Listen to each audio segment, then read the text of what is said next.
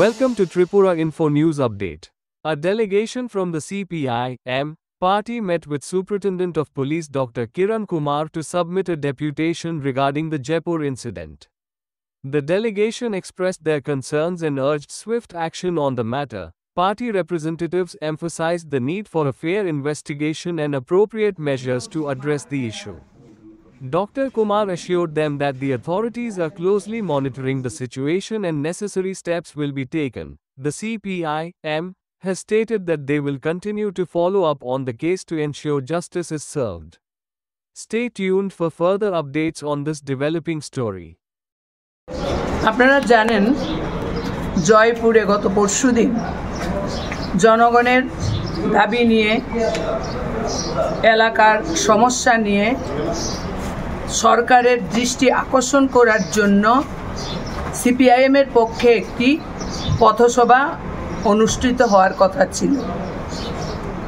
সেই পথসভা চলাকালীন সময়ে বিজেপির প্রত্যক্ষ মদতে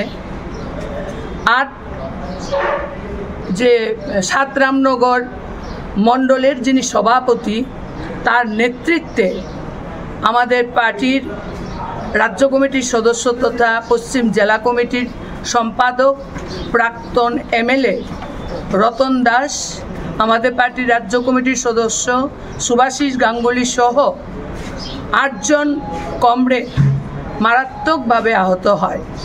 তাদের চিকিৎসা জিবি হাসপাতালে হয়েছে। তাদের বেটার চিকিৎসার জন্য আমরা ওনাদের বাইরে পাঠানোর জন্য চিন্তাভাবনা করছি। এই ঘটনায় যারা যুক্ত তাদের উপযুক্ত শাস্তির দাবিতে আজকে আমরা এসপির নিকট ডেপুটেশনে মিলিত হয়েছি। এসপি বলেছেন ঘটনার তদন্ত সাপেক্ষে অপরাধীদের বিরুদ্ধে ভূমিকা গ্রহণ করবেন। Subscribe to Tripura Info and press the bell icon so that you never miss any latest updates and news on Tripura.